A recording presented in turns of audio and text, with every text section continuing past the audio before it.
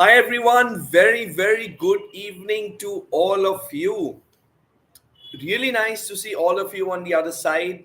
This is Prashant Nagpal over here once again. Sorry, I'm not very appropriately groomed today. It's just give me another day, and I think by tomorrow, latest by day after, I'll be looking more human than I am today.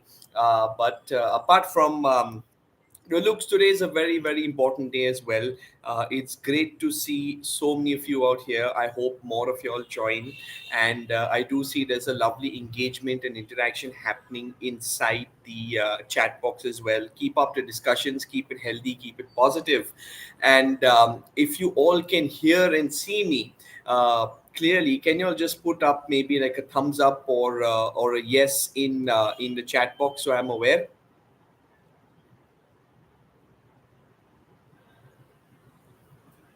All right, great to see all of the yeses coming out. Perfect, sounds good.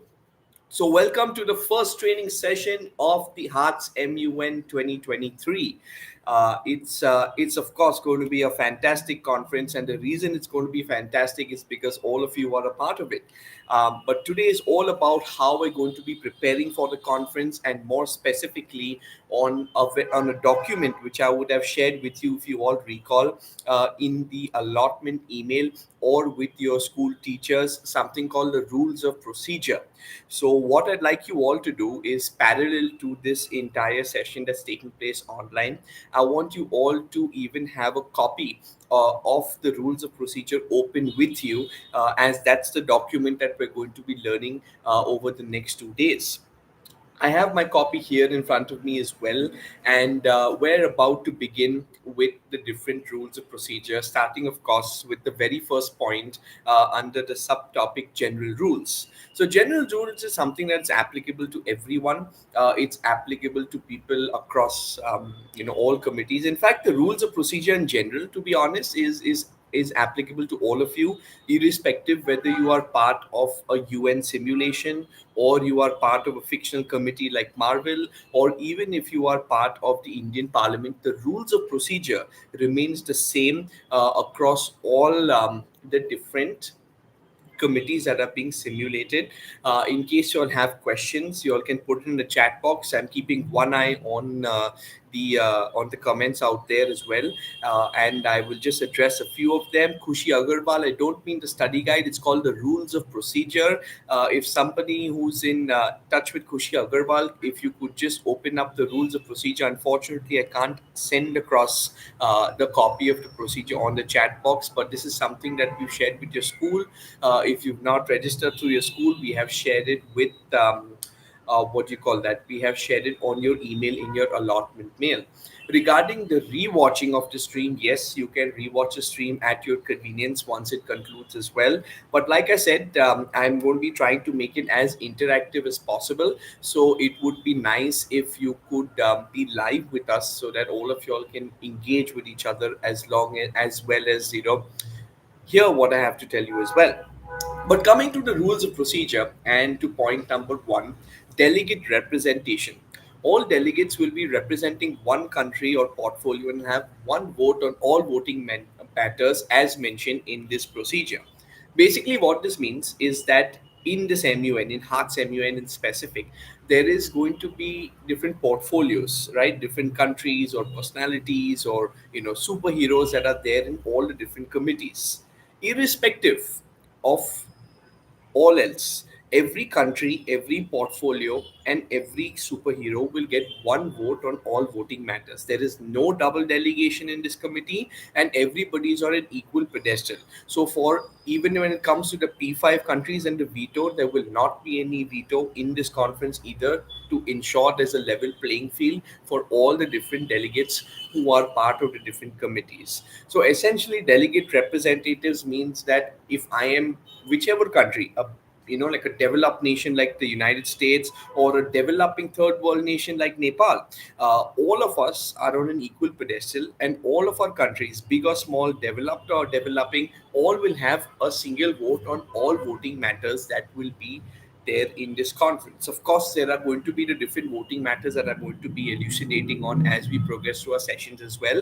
But for now, you just need to know that irrespective of what you're representing, irrespective of anything, all of y'all have a single vote on all voting matters in the conference. Looking at the question once again, what about the dress code? Yes, the dress code, we'll be sending across a handbook to all of you shortly. But for your information, the first day will be the Western formals, the second day will be Indian traditionals, and third day will be Western formals. Once again, thank you so much, Keshav Rajit, for clarifying that for all of us. So, coming back to our rules of procedure, delegate representation in simple language, you and I understand we are representing countries, portfolios, personalities, or superheroes, big or small, developed or underdeveloped, good or bad, we all get one vote on all voting matters as a thumb rule in this conference. Communication language. Communication language primarily will be in English. You all can even speak in Tamil in certain cases as well, should the rest of your committee be comfortable with it too. We have written Hindi as one of the languages that can be spoken, so that also can be spoken. So essentially, we could consider three languages: English, Tamil, and Hindi. Considering we're doing this in Tamil Nadu and we're not so familiar with Hindi, you could always substitute Tamil or Hindi. But my advice and my strong suggestion would be to try to keep the medium of communication in the language of English for the smooth process of the entire committee. So that's essentially what's going to be the entire language in terms of the procedure that we're going to be communicating inside our committee sessions. Electronic devices. Now, as would have visited some of your schools and I would have engaged with all of you all, for the few of you who are aware of our engagements and orientations that we had before, uh, I would actually recommend to bring electronic devices to this entire MUN conference for the simple reason is that it should be used productively and positively for the right reasons, for research, analysis. I'll give you an example. Suppose I'm the delegate of, say, XYZ country, and you could say, Keshav is a representative of country ABC. And say, for example, in the speakers list or in the moderated caucus or any juncture in time in the conference, Keshav said, shares, like, maybe a few statements or maybe a few facts and figures, or certain information in the committee at large, and we may not be aware of it, right? I mean, we're doing a research based on the study guide, we're doing the research based on our own country. However, there are going to be around roughly on an average 30 other portfolios, 30 other representatives in in those committees as well. So there may be a time when Keshav on the other hand might say something in the committee which I'm not aware of, which I'm not you know knowing about. So at that junction time, this is where the electronic devices come really handy, so that when we're talking and discussing, engaging, debating, deliberating, we can always refer to our electronic devices, our mobile phones, pads, and laptops. I would advise you to have a larger screen so that you are easily able to locate your content. Also, inside your electronic devices, you can have a copy of your what do you call that, your rules of procedure as well, so you don't need to unnecessarily waste paper in terms of printing out your rules of procedure, or for example, you could say your study guides, or for example even the notes that you've made. One strong advice I have to all of you, for those MUNers, you'll already be knowing this, but don't be dependent only on the study guide, right? The study guide is essentially, I'm going to answer all questions, and when I ask questions, I will answer that time. I see a lot of them coming up in the chat box. The third session of our training session is exclusively only for your doubts. I will, of course, take a few sessions, questions today as well. But like I said, primarily I'm going to be focusing on the procedure and covering the different points. So take it easy on the questions in the chat box, and I will get back to you on them as well. But coming back to the electronic equipment, as I was saying, is that your copy of your rules of procedure, your copy of your study guides, the copy of your own research material, which I'm strongly recommending to you, is because a study guide will give you an like a purview of the entire agenda. but it is your responsibility to dive into the depths of how it is connected to the country or portfolio you're representing, right? So for that, you need to do your own research. Again, we don't want you to print out 100 pages of paper and waste it. You can always, open up like a Word document or a notepad or a Google Doc where you can have all your notes copy and pasted, from credible sources. Computers have a very nice functionality called Control and F, which basically, helps you locate different things instantly so that you can use that to speak. In fact, while you're talking in the committee, while you're speaking as well, you can probably have your pad or laptop next to you so that you can refer to the points that you're talking as well.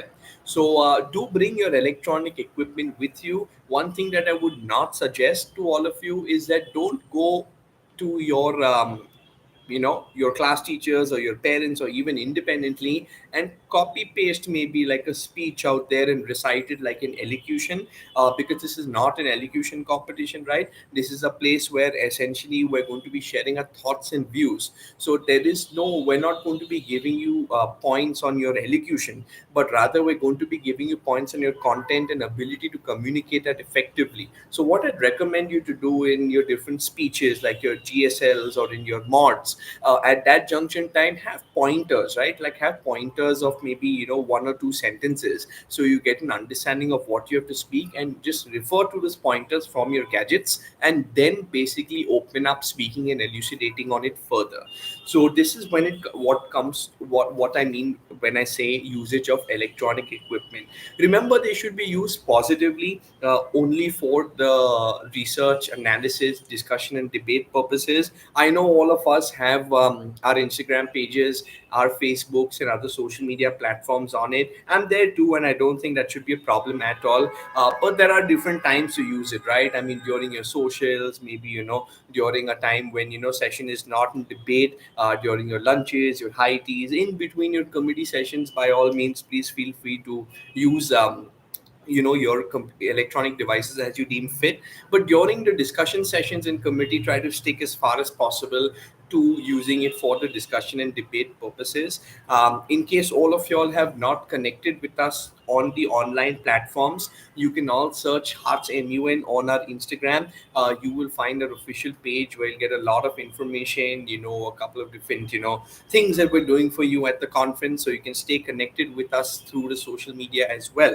So essentially, coming back to the point number three rather, electronic devices. Just to reiterate, bring them with you. I know generally in schools we're told not to bring them, but here it's exactly the opposite.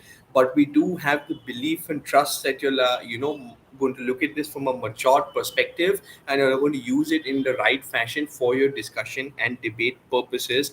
Please note that by chance you are using it for the wrong purposes or in any way that is deemed inappropriate or unparliamentary by nature, your respective chairperson will have the discretion to even give you negative marking for that as well. So please keep that in mind. And with that, we conclude point number three. Point number four, decorum. So, decorum is something which is very important, and the reason why it's mentioned in the rules of procedure is because remember that, as much as we may be students, we're role playing, representing really great personalities and world leaders, and considering ourselves to be the representatives of these different countries in certain committees as well. So, of course, apart from just having that, responsibility on our shoulders, it's also important for us to essentially behave in an appropriate manner as well. There may be certain times that discussion and debate gets really heated up. There may be certain times when you might get really fiery and aggressive in committee, and that's all absolutely fine.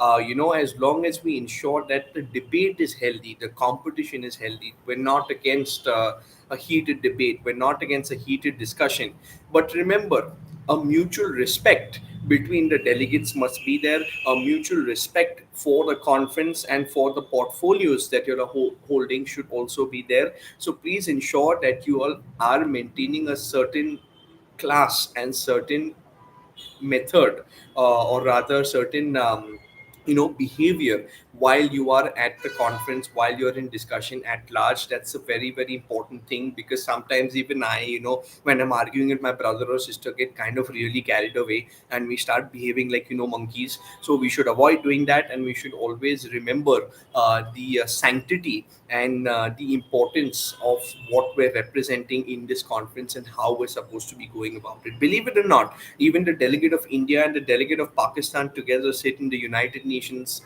every time in every session. And as much as they might have heated discussions and debates with each other, there's always a sense of mutual respect for their representation on such a platform as well. So please ensure that you'll maintain a certain level of decorum in this conference. Any unparliamentary behavior or any misappropriate engagements will result in temporary suspension from committee session, or even permanent suspension from the conference at large, depending on how grave the default has been.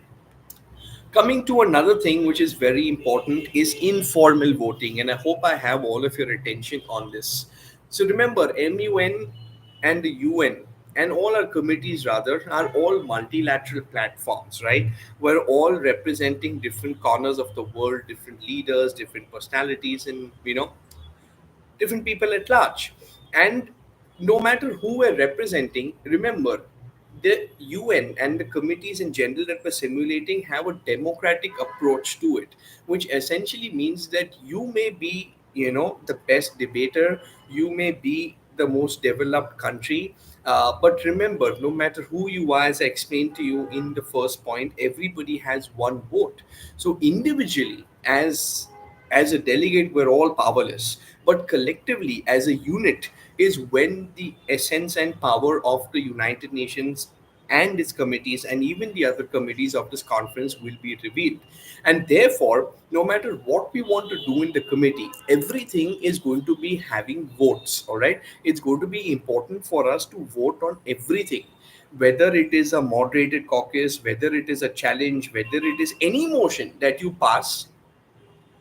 You cannot just raise your placard and be like, hey bro, I want to debate about this, or I want to pass this motion, right? I mean, you will raise the option, or you will raise the opportunity to pass a motion in the committee, and it will go to vote. In this MUN conference, there are two kinds of votes. All right, there is the informal voting and the formal voting. Formal voting I will explain to you last, because it only comes at a time of resolution. However, informal voting on the other hand comes at every single juncture of this conference. For any motion that you want to pass, any tool of debate that you want to use, a motion is necessary to be passed. Let me give you an example. If I'm the delegate of India, and say, for example, Adi is the delegate of, say, Pakistan on the other hand, and we want to discuss the Kashmir issue, all right? Just because both of us want to discuss that issue, that does not make it a compulsion for the rest of the committee to discuss that issue, right? So I'm going to raise my placard and I'm going to pass maybe a motion to discuss, how to solve the entire POK, or what is happening over the last 6 months in brief, and it's going to go to vote, right? So informal voting is essentially a simple majority. So if there are 30 people in that committee, at least 16 people, at least 16 people, 16 representatives, 16 delegates would have to vote to discuss that particular thing. All right, and only then will that discussion takes place. If you do not, if 16 people, if there's less than simple majority, then that discussion will not take place in committee. So what I'm trying to communicate through the medium of informal voting, and you'll get a better understanding of this as we progress to understanding what moderated caucuses and so on are, is that no matter what we want to do in committee, there will always be a democratic approach to it, where we are going to basically vote as a committee that do we as the Security Council, or do we as ECOSOC collectively, in majorly the majority of it, want to discuss on a particular subtopic, or initiate a particular type of discussion in the committee. There will be a vote. How does this informal vote happen? I'll tell you. Just like how you come to school and you give your attendance saying present sir, present ma'am, same way in your committees you will have something called placards. All right, these placards essentially will have your country or your portfolio's name printed on it.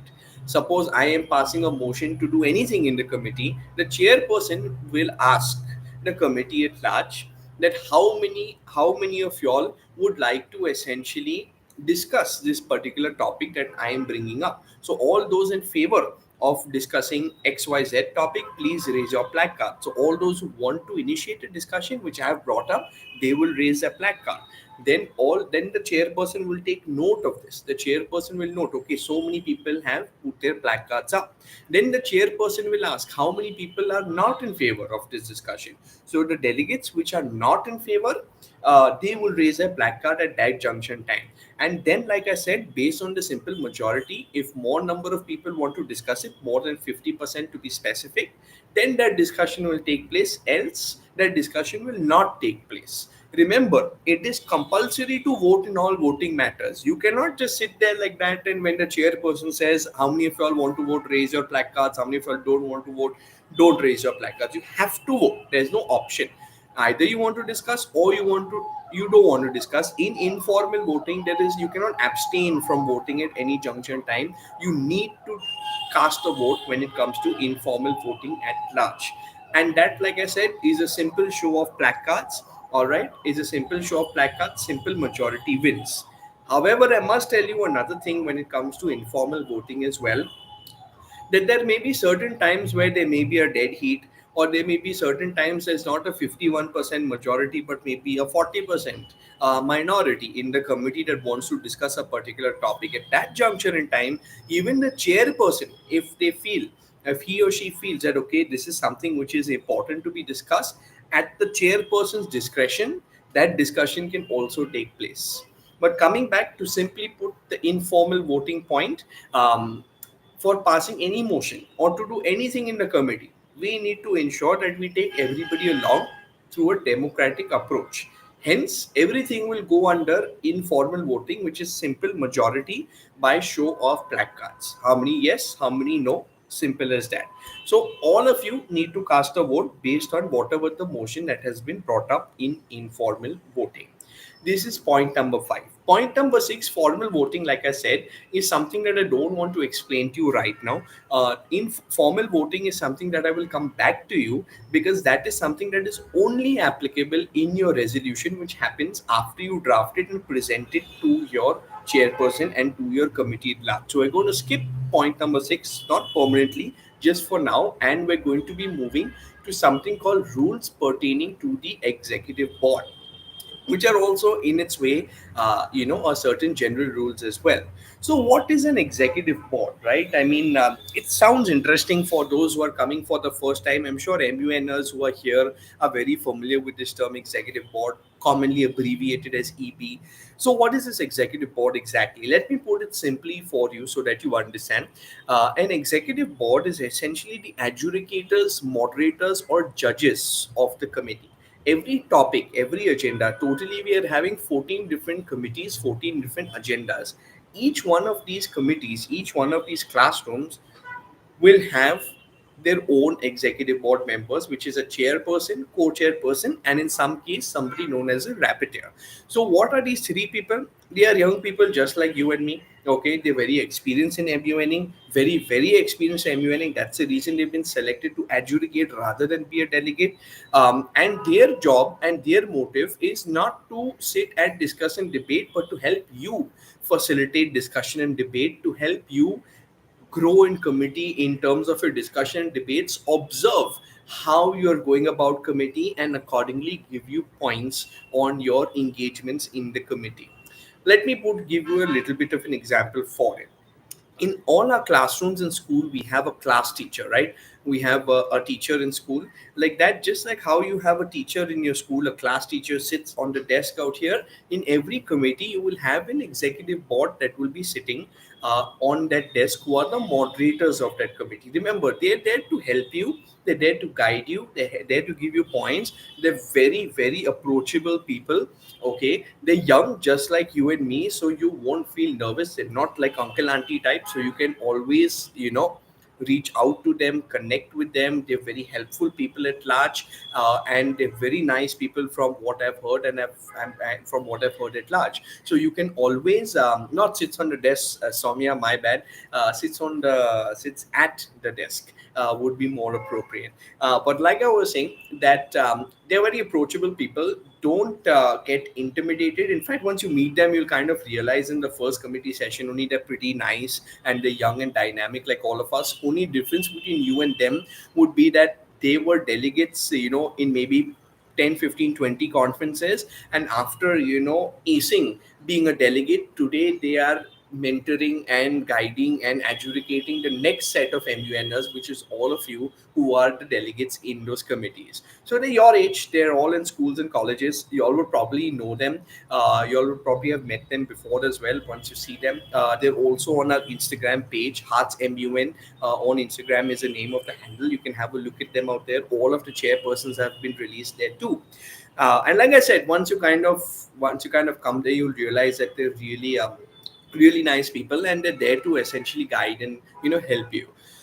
Now, apart from having the ability to, apart from the responsibility rather to mentor you, guide you, and give you points on how you engage in committee, they also have certain powers, which essentially means that they have the right to take certain action in case of any inappropriate behavior, and also have the right to ask for justifications in terms of debate and stand. So basically what this means is that if someone is like your class teacher, right? Like if someone is fooling around in class and your teacher catches that person, then of course the teacher has a right to kind of punish the student, or maybe ask them not to be in the class at that point of time. You know how the general punishments are, right? So much like that, even the chairperson out here, if he or she feels that that there's a particular delegate who's behaving inappropriately, they kind of have the right to tell you to stop, like fooling around, and maybe even temporary suspend you from committee. There's nothing like punishment out here, because like I said, we're not students, we're like representatives of different countries.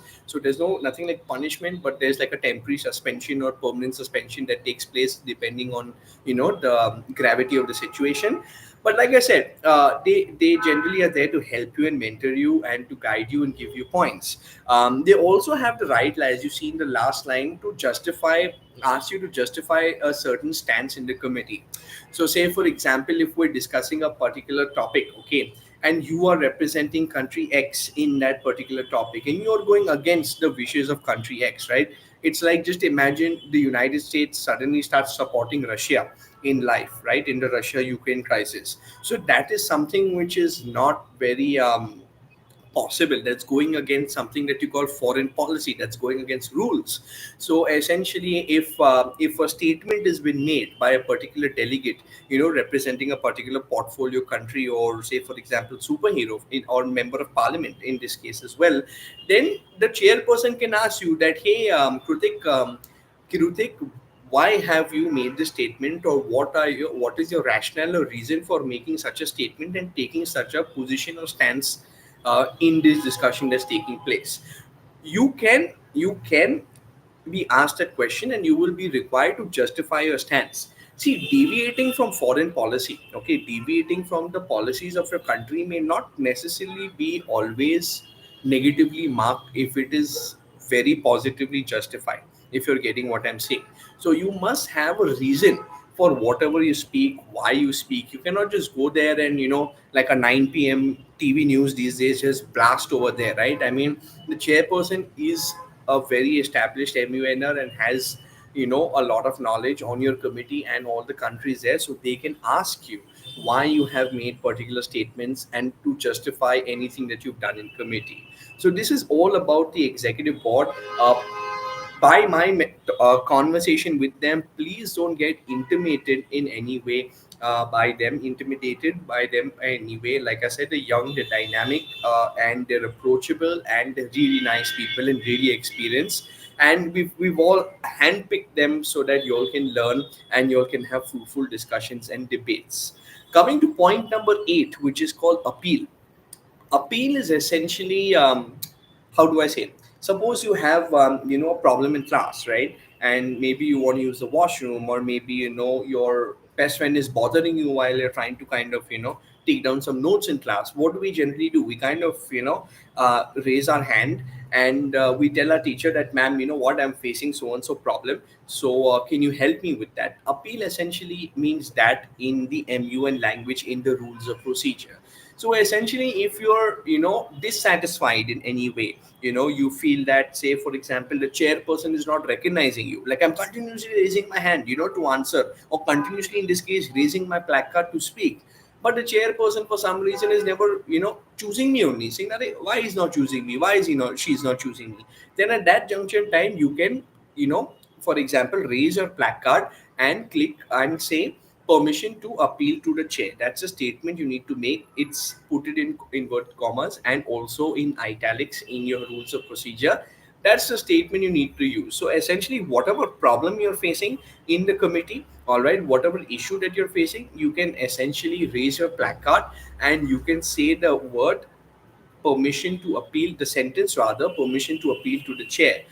Then the chairperson will consent. You cannot just run up to the chairperson and say, you need to solve this now, right? The chairperson will say, okay, please come forward to the chair. Then you can go to the chairperson and you can share your concern with them. The concern can be anything, as simple as not being recognized, or as simple as a problem that you're having with another delegate. So any issue that you're facing during the committee, the go-to line for that is raise your placard, permission to appeal to the chair, go to the chairperson. The chairperson will tell you, okay, fine, please approach the chair. Then essentially share your concern with the chairperson. They will take into consideration what your problem is, and if they essentially find merit in that, if it's like a genuine case, then at that juncture in time they will actually help you solve it. But if it's going to be for like a very unreasonable thing or something which is of you could say of no consequence, then they will dismiss it. So don't kind of misuse this entire ability that you have. Then when you must have heard the story about the children and the wolf, right? They used to go in the jungle and they used to scream wolf wolf, and there never used to be all the wolf, and the villagers used to run out into the houses.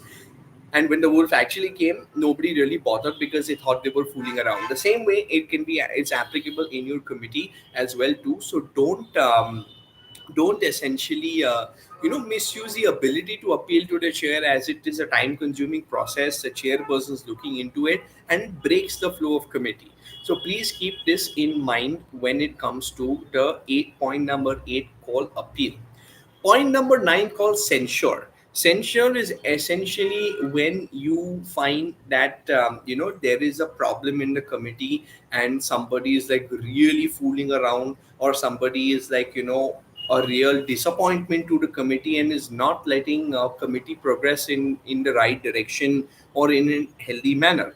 So the interesting part about censure is that both the delegates and executive board are under this rule, which basically means that if I'm the delegate of XYZ and there is another delegate of ABC, and that delegate ABC is creating like a nuisance in the community, like a real headache, not letting anyone speak, not, misusing the different tools of debate, sharing comments when they're not supposed to, anything unparliamentary, for whatever reason, there is a particular person in that committee who's misbehaving and not behaving in the right thing, and, how do you say, what's the word?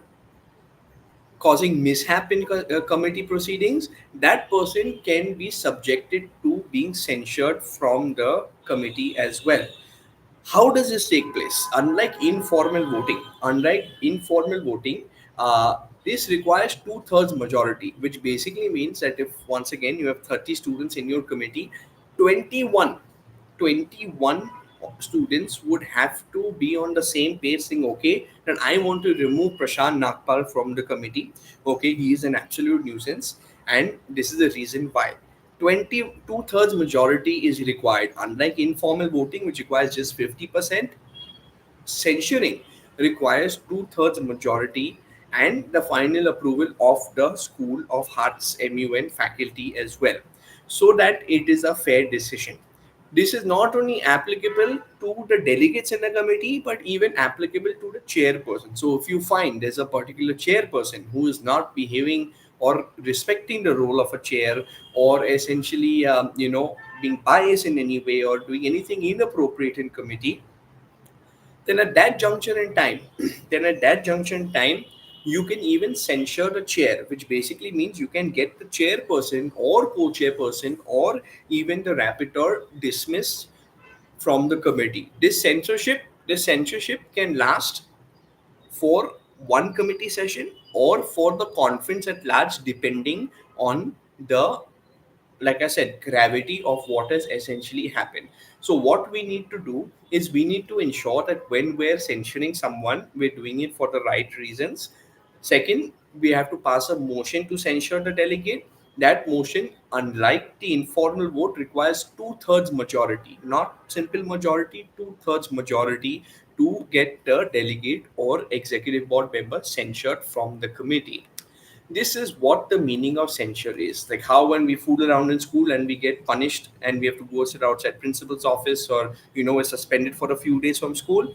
Much like that, the same thing happens here, but it is known as censorship rather than punishment or suspension.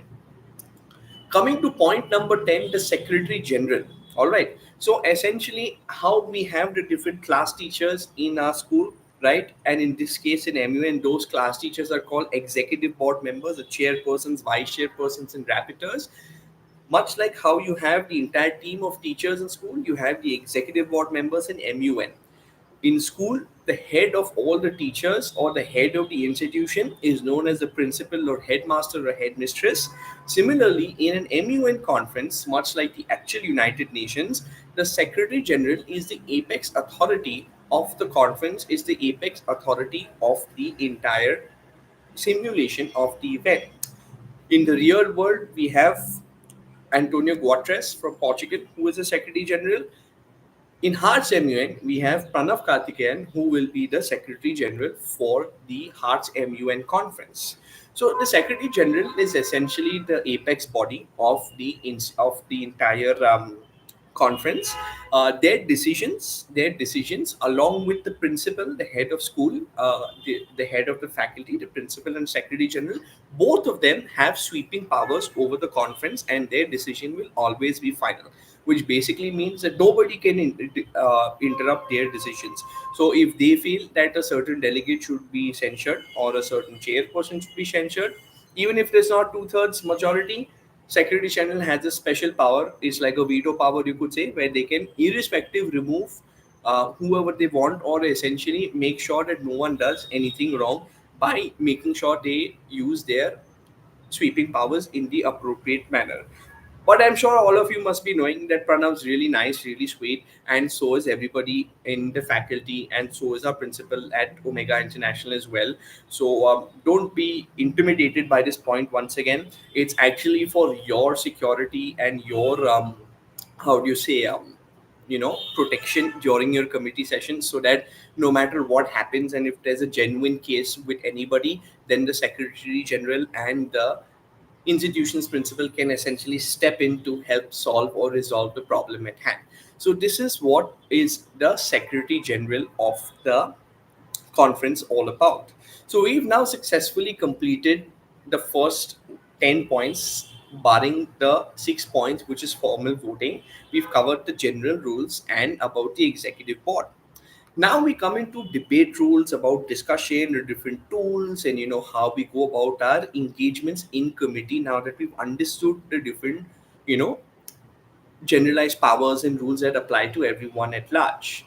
So coming to the debate rules, point number 11, the first thing that is there, if you see, is called attendance. Very simple point once again, just like how you come to school, first class in the morning, class teacher steps in. What is giga chart? I just saw some random person, actually by the name of random person, naming that. But sorry for the distraction. I saw my name out there, so I got a little bit of distracted out there. But like I said, I won't distract myself further. Yes, you all can make fun of me. I am still to learn Tamil. But point being is that. Coming to the debate rules, point number 11, essentially what happens here is just like how you have class, first class in the morning, first period in the morning, where your class teacher comes and takes attendance, present sir, present ma'am. Much like that, there is attendance in a MUN conference as well in the first committee session. This essentially should be one fourth the total committee strength, which basically means out of 30 people, there should be 30 divided by 4. My maths is really weak, as many of you all know. It's probably 7 people. 7, 14, 20. No, that's around 8 people that should be there as minimum to essentially that which essentially means what do you call that? That means basically 8 people should be there to start committee. But I don't think this should be a problem because all of us are of course going to be attending the committee sessions. So essentially, I think that should be absolutely fine. But instead of saying just present sir, present ma'am, the chairperson is not going to call you by your name. Like say for example, they're not going to say Sundari, are you present? Are you not? Right? Or Shashi, are you present? Are you not? The chairperson is going to say the name of the portfolio that you're going to be representing, and you essentially need to say present and voting, which basically means that yes, I am the delegate of so and so, and yes, I'm going to be voting on all voting matters. Because as I mentioned earlier, if you know, that is compulsory for all of us to essentially vote on all voting matters at large. So attendance is really simple point. I don't think it's rocket science. By the way, congratulations on Chandrayaan 3 as well. Also speaking about rocket science, I thought that's a very special moment for all of us. So congratulations on that. And essentially, talking about attendance, we just need to essentially raise our placard and say present and voting once the chairperson calls out our portfolio. Point number 12 is setting an agenda. Okay, there's a little bit of a typo here, which I should have corrected. I'm sorry for that. It's setting an agenda, not setting an agenda. The chairperson will open the floor for points and motions. So essentially, there's this really common statement you all are basically going to be hearing during the course of the committees that you are going to be part of. It's called any points or motions on the floor. It's like the most commonly used statement for all chairpersons in committee, which basically means the chairperson is asking you to raise different motions such as moderated caucus, such as unmoderated caucus, such as challenge, such as question answer session, and so on and so forth.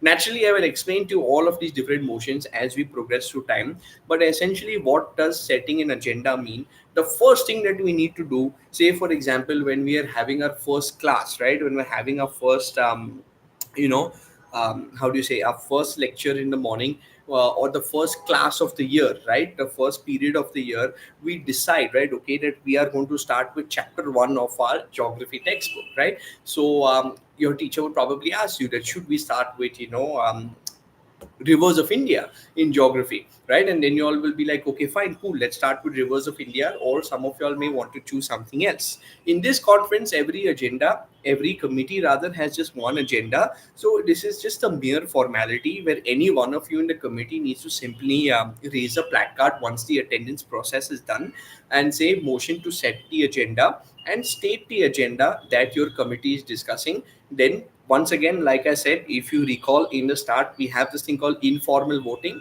Chairperson will ask all those delegates in favor of this motion. All those delegates will raise their placard. All those favors who are not in favor of discussing the agenda will also raise the placards. Naturally, since you have come to discuss on the agendas we have selected and been given, then at that junction time we'll all of course vote for it, and that's how our agenda will be passed. In the future at Hearts MUN, we're going to of course have multiple agendas in the same committees, maybe two, where we can choose which one we're going to discuss first and which one we're going to discuss second. Let me again reaffirm you that in this edition of Hearts MUN, there is just one agenda in every committee. In the future, there can be two, and that time we this motion comes into play and has a greater importance because at that junction time we choose which agenda we'll discuss first and second. But for now, especially first time MUNers, don't process this in your mind. Just remember that it's a simple formality saying, okay, I'm raising my placards, I'm telling the chairperson, the committee, let's start discussing the topic we've been given. We're voting on it informally and we're starting the discussion. That is what setting an agenda essentially is. And like I said, simple informal vote, simple majority to essentially pass. Moving to point number 13, called general speakers list. Okay, so this is where you start talking. This is where the discussion start with you. GSL. Very, very common across all, sorry, my foot is a little stuck. Very, very common in all MUN conferences. Let me just get a little comfortable. Very, very common in all MUN conference. They call GSL or SL and have different terminologies. Primarily general speakers list. So, what is this general speakers list, and how important is this thing? So GSL is one of the most important things of the conference, more not things, rather aspects of the conference, because this is the time where everybody introduces themselves to the committee, which essentially means you don't introduce yourself as, hi, my name is Prashant and I'm 16 years old from class 10 and I want to be an engineer, okay, and I'm doing so and so things in life. But what the general speakers this introduction essentially is, to basically share with your committee, to essentially share with all the other students in your classroom, in your committee, what your country is and what your position or stance on this topic essentially is. Say, for example, it's the Russia and Ukraine crisis. Okay. Now, different countries will have different perspectives. Like Poland will not really be happy with Russia, right? And neither will a few other countries in the European Union. But other countries may not really have a problem with Russia, right? Like North Korea, for example, you'll be like, dude, how does it matter to me? I have a nuclear button with me either ways. So, point being is that the general speakers list is a 90-second address, 90-second introductory address by you. Remember, the general speakers list is not the only time you're going to speak, right? So don't try to, how do you say, do an information overload in this entire general speakers list. All right, you should not sit and try to put all your points in this and kind of really quickly go about sharing everything. The idea behind the general speakers list is really simple for your understanding. In a debate competition, if you know debates, I'm sure you do, you have two blocks, right? You have people who are for the topic and you have people who are against the topic, right? In a debate competition, in MUN you have three blocks: people who are supporting a particular agenda, people who are not supporting the agenda, and people who are neutral, which does not impact them. So they are yet to, say for example, pick a side. The general speakers list essentially showcases what my stance is, not my personal, my country stance. Kirutik, please don't spam. It's distracting me also. That's why I'm saying, bro, if you don't mind. Sorry, I did not mean to call you out like that, but it'd be appreciative if you could stop.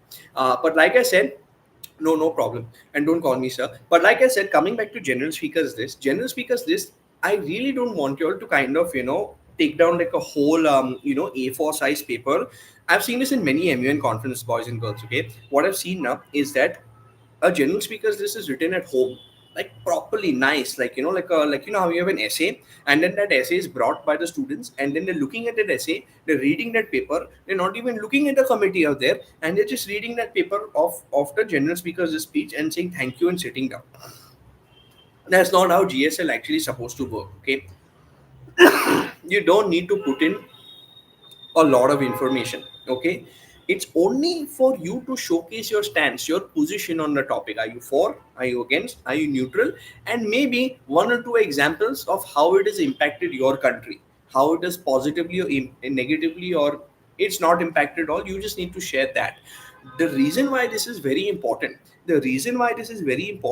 is essentially, the reason why this is very important is essentially the other people in the committee, right? Just like you are there, you have one vote, everybody has one vote. Everybody should know who are their friends, who are the allies, who are not their allies, who are the friends, who are the enemies. So your blocks can begin forming. So those who are for each other can kind of start connecting with you and understand, okay, Keshav has said so and so thing in the committee. I also, my country also has the same position, same stance. We both have the same stance on it. So me and Keshav should stay more connected during this committee, because in all voting matters, Keshav also has one vote. I also have one vote. If we work together, we can ensure that things move in our favor.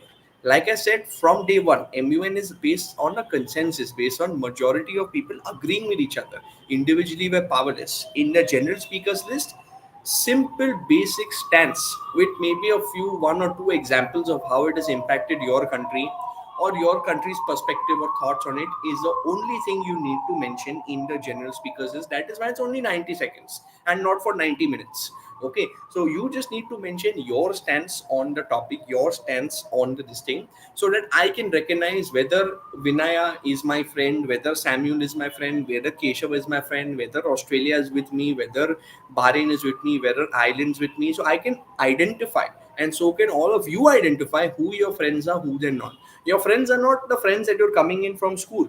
Okay, your friends are going to be in this committee, those who are representing countries with similar interest to yours. So if you are from the same school, say for example I'm from LMOIS and I'm representing India, and my best friend from LMOIS is also representing is also in the same committee representing Pakistan, just because we're best friends in real life, that does not mean we're best friends in committee. He's my worst enemy in committee. My friend will probably be somebody else from, say, for example, Sham Academy, where I will basically go and I will become friends with that person because I know that boy or girl, that country that he or she is representing has the same interest, same position as me, unlike my real best friend in the real world. All right. So that is what the general speakers is about, to get an identification for everybody. And that's why committee begins with general speakers list, so that we get an understanding of who is for what in the conference, who stands for what in the conference. That is what it is. Three blocks, unlike debate competition, for, against, neutral. That is what the general speakers list will reveal. Moving forward, as I mentioned to you, general speakers list moves is continuously open. General speakers list never ceases to exist unless somebody raises, what is that common phrase I told you that chairperson will ask you very regularly? Any points or motions on the floor? That's the most common what do you call a statement they'll make. General speakers list is always open. Festivals of India, to answer your question, the GSL is always open. It moves alphabetically from A to Z. First Australia, then Bahrain, then Canada, then Denmark, then Egypt, then France. Okay. Uh, it is a continuous process unless somebody raises another motion in between, like moderated caucus or unmoderated caucus or challenge or question answer session. This will happen naturally in the flow of committee. I will say something, somebody else will say something. In between this general speakers list, we might break into a motion to discuss something else. After we finish that discussion on something else, we will automatically revert to the GSL. Sometimes what happens is that we need to write our names and send our names, and we need to share our names with the chairpersons for being part of the general speakers list. In Hearts MUN, you don't need to share your names with the chairperson. It automatically is permanently open, is automatically permanently open, and essentially y'all, if when there are no motions in moderated caucus and so on, automatically the GSL will resume and run alphabetically throughout the conference. Only will be disrupted when we are into the deeper discussions like moderated caucus and unmod and challenge and question answer session and so on. Yes, it is compulsory to do GSL. That's the reason we're coming for the conference, right? So what's the point of just coming and not voicing your opinion? So that's the reason we've made GSL compulsory in the conference at large. 90-second address. 90 seconds means 1.5 minutes, not 90 minutes of a football match. So please try to keep it brief. In fact, in case you finish your GSL before the 90 seconds concludes, what happens in this junction time, you have something called yield, which basically means you can, suppose I have spoken for 60 seconds and I have like 30 seconds left. Then at that junction time, what I can do is I can give my time, I can share my time and yield it in three different formats. Okay, in under three different options. So I have shared, I'm, say for example, the delegate of Russia, and I have essentially spoken my perspective of the Russia-Ukraine war, and I have said that, listen, if you look at history, Ukraine has always been part of Russia, so I don't understand what the fuss is all about now. We've done the same thing with Crimea. We're doing the same thing with what you call that, Ukraine now, and this is part of the overall vision of the USSR, and that's the reason why we are not going to be stopping, because historically and culturally, Ukraine people themselves speak Russian, and Ukraine is part of our country. So we are not technically at war with another country. At best, you could say we are at a civil war. So why is everybody else interfering with the Russia-Ukraine crisis? That's my general speakers list speech. Of course, you could word it more effectively. I was very spontaneous and you could say candid on that. But like I said, make your words wise and be diplomatic in your words and share general speakers list. I finished that in say 60 seconds. I have 30 seconds left, right? Because in GSL I've got 30 seconds, right? So what happens with the rest of the 30 seconds? I have three options to spend that 30 seconds. Time is very important in this. You can use that 30 seconds to yield to the chair, which basically means that if I finish in 60 seconds, I can give my time to the chairperson. Okay, then the chairperson can decide what they want to do with the time. The chairperson can ask anybody would like to share a comment, anybody would like to speak on basically what the delegate of Russia has done. He can even say, because I single-handedly spoke that Ukraine is part of Russia. Chairperson can even say that Ukraine, would you like to share your thoughts on what a delegate of Russia has said? So that is the chairperson's discretion. Okay, when I yield to the chair means from my 90 seconds, I've used 60 seconds. The remaining 30 seconds, I have given my chairperson. So my chairperson can decide what needs to be done with the remaining 30 seconds. That is essentially what the yield to chairperson is. So in GSL, coming back, share your opinion, share your position in brief, have some time left, 20-30 seconds, take those 30 seconds, give it to either the yield to the chairperson, or you can even yield to comments. Comments, I'll tell you what it basically means. A very safe way of essentially, actually it's not that safe. It's, you could say, it's a very neutral way of yielding your time. Comments essentially mean that suppose I have like say for example, we put up a picture on Facebook or Instagram and a best friend comment on it with a few emojis and things like that. Same way, even in the GSL, after the GSL and this yield, after you have made a statement, after you have made a your general speakers address in the committee and shared your stance, then at that juncture in time, what can happen is you can yield to comments, where just like on Instagram and Facebook, how we kind of put in our comments in the comment section, that way delegates in the other in the committee which are sitting with you can essentially raise a placard and comment on what you said. Say for example, you know Turkmenistan, for example, or Belarus, for example, who may be supporting Russia in this case, will essentially say that, okay, fine, hey, you know what, Russia, I kind of agree with you. And, since we were also part of Russia and we continue wanting to be so and so on, whatever the comment may be, right? Whatever the comment may be on what has been spoken. Basically, yield to comments essentially means after I've completed my 60 seconds, 90 seconds or less of my general speaker's speech, I can yield to comments where I'm giving ability to the other delegates in my committee to share their thoughts, their comments. What is the advantage? What is the advantage to me by asking this, by using this tool of yield to comments? When I say yield to comments, I can understand better who my friends are, who agree, who disagree with me. Now I will be able to identify any which ways I am being Russia. I know most people will not like me in this committee already. I'm psychologically prepared for that. But I also know that there'll be few people who might, not dislike me as much. Say, for example, delegate of India. India and Russia are not that bad friends, to be honest with you. We are pretty good friends, even though this whole scene is going on. And other people are not too happy about it. Maybe in this yield to comments, maybe India can put a slightly diplomatic comment inside, or maybe another country can put a little bit of an aggressive comment inside. Depends on the committee, depends who wants to comment. So basically, the second type of yield is if I don't finish my general speakers list in 90 seconds, then I can yield to comments where I'm enabling the other delegates to comment on what I have shared in the GSL. All right, the comments will not be recognized by the delegate, the comments will be recognized by the chairperson. So the chairperson will ask all those delegates interested in commenting on what the delegate of Russia has shared, please raise your placards. So the chairperson, accordingly, as per his or her discretion, will recognize maybe one, two, or three comments, whatever the chairperson deems fit, and accordingly, those people will be allowed to comment. This is what the second type of yield is.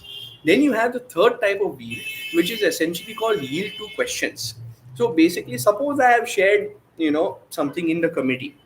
Okay, suppose I have shared something in the committee. Suppose that information that I've shared is complex in nature, where I see, say, for example, Shashi's face or Vishnu's face or, Anya's face. At that juncture, I see, okay, these people seem to be confused, or these people may be having some questions. They must be want to clarify on a particular topic, right? If they want to clarify on a particular thing. So what I can do is, when I have shared my thoughts, where I have shared my stance, anyone wants to question me on what I have shared, or anyone wants to question me on what comment, like basically what I've mentioned in the general speakers list, then I can open the floor to questions, which basically means that after I finish my GSL, I've yielded to questions. Okay, the chairperson asked the rest of the committee, all those delegates, all those delegates who would like to ask questions to the delegate of Russia, please raise your placards. Those delegates will essentially raise their placards. Then once again, as per the chair's discretion, one or two or three or four questions will be asked, will be entertained or will be addressed in the committee, where the other delegate will share the question that say for example, Ukraine is now an independent country and you all have already lost World War II, so how can you claim that Ukraine is actually part of Russia and always will be? So that's a question that is being asked to the delegate of Russia. When I yield to questions, it also can put me. It's a risky thing to do. It can be, you could say, how do you say? He's not answering questions right now for a reason. Yes, I will. I will answer. I have the third session exclusively doubt solving. I will only take questions there. Just please work with me right now on understanding the procedure. All questions I will take. My promise to you, I'm not going anywhere. Coming back to what I'm trying to tell you, yield to questions is it's like a gamble. Okay, it can go really really in your favor in terms of the points that the chairperson can give you, but it can go really against you as well, because if you have, like, another delegate who's like well researched and has, premeditated attacking you in the Russia Ukraine committee, then at that junction time they can ask you questions which will quite literally put you in the spot, right? And if you don't have and you have yielded to questions, it's not like anybody has told you to, you have been a little gutsy, which is a good thing, not a bad thing, to yield to questions, and you have empowered the committee to ask you questions on what you said. But just because you empowered the committee to ask you these questions, remember that you are also liable to answer the questions also that the committee delegates also say. So when you yield to questions, what essentially happens out here is the chairperson will ask the committee, all those delegates wanting to ask questions to the delegate of so and so, please raise your placards. As I said, based on the discretion of the chair, they will basically entertain the questions, and you as a delegate will be liable to answer those questions as well. So be very careful when you use this third type of yield. Although it is not compulsory, although as per our procedure, it is not absolutely compulsory, or you could say we're not going to hold it to your neck, to yield in the conference, but in the GSL. But my strong recommendation, as I mentioned, and as per, and this again as per discretion of chair, as I said, that they have also certain powers and they might actually ask you to yield as well, and ask you a simple question, delegate, how would you like to yield your time?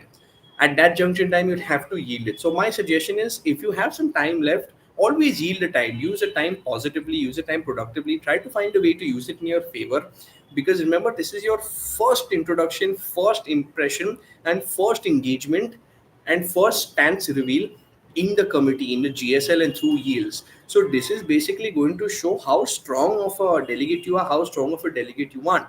Like, say for example, if you would have seen that video, right, of which I've told you in orientations also, where our what do you call that, our foreign minister, Ministry of External Affairs foreign minister, Mr. Jaishankar, was sitting on one end, and the representative of European Union was on the other end. You could say that Jaishankar sir yielded to questions, and that's how the European Union delegate was able to ask questions to the our foreign minister, and our foreign minister was confident, well read, and able to respond in such a way that even though the question that the what that was asked to him by the delegate of the European Union, he was so well prepared that he was able to turn around that question and put it back on the European Union as well. You know what I mean? That's a topic about the question was, I'll tell you once again as well. Europe was condemning the fact that India is associating with Russia because they're going to war with Ukraine. So Europe was condemning that and telling that to India, that India is a country which has never engaged in such things, and how can you do something like that? So, delegate of India, basically, Jaishankar sir responded that when India was having its problems, that time nobody in the world was bothered. But now, when India is taking a stance, or even taking in hindsight a neutral stance technically and looking after their own thing, how come it is a problem for you? Because when all of the other issues are happening with China coming in from the northeast frontier, and the what do you call that? Pakistan into the Kashmir, then at that junction time, no countries were really there to help us when we wanted to become nuclear nation. Everybody was on the same page to, you could say, put sanctions on us. So why should India be concerned with this? Because your problem should be my problem, but my problem should not be your problem. Here, the delegate of India in this video essentially yielded to questions, you could say, in general speakers this, but because he was smart and articulate in his answer. That's why the question that European Union delegate asked directly backfired on him. So, in the eyes of a chairperson, a response like that, a move like that, will give you really nice brownie points as well.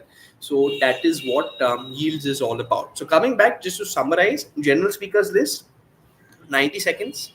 You share a stance, you say a position, you're for, against, or neutral. Use the remainder of your time to yield to the chair, yield to the comments, or yield to the questions. Okay, ideally, my strong suggestion, and I'm sure most of your chairpersons would also suggest the same.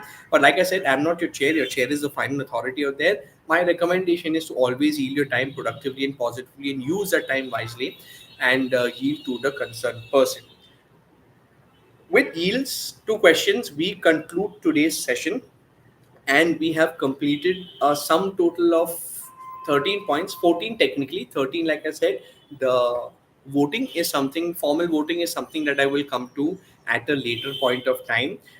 Tomorrow, once we meet, we're going to begin with moderated caucus, unmod, the paperwork, and the different points and different other tools for debate like challenge, question answers, presidential statements, joint statements, and so on. Followed by which I will explain to you very briefly the paperwork that will be there in the conference. Once again, in terms of the paperwork, we leave it again to the discretion of the chair. I see a lot of questions about position paper. There are no position papers in this conference. Like I said, the vision behind the rules of procedure is to continuously amend and grow it over time. So maybe in the future iterations of Hearts MUN, such things are going to be added, and more interesting tools of debates are going to be added. Every year you're going to be given something new. So position papers is something we're not doing this year, but very likely to do in the future. But that being said, thank you so much for being a part of the session. I really hope it was useful for all of you. And I have seen many questions of yours in the comments. Please note, on Wednesdays, a dedicated doubt solving session. So all of these questions I am going to be answering in the doubt solving session, but I must, of course, first explain to you the procedure. You all can note down on your questions and thereafter ask me in the third session. Well, thank you so much once again. Always a pleasure to talk to you. I hope this has given you a little bit of insight into how you get introduced to the committee and how you begin sessions. Tomorrow evening, once we meet, we will get into the deeper intricacies of MUN and debates and discussions like mod, working papers, and so on. That being said, happy Onam to all of you. I believe it's today or tomorrow. I'm a little confused in that, and look forward to seeing you tomorrow evening. You'll all have the link 5:30. See you there. Bye bye.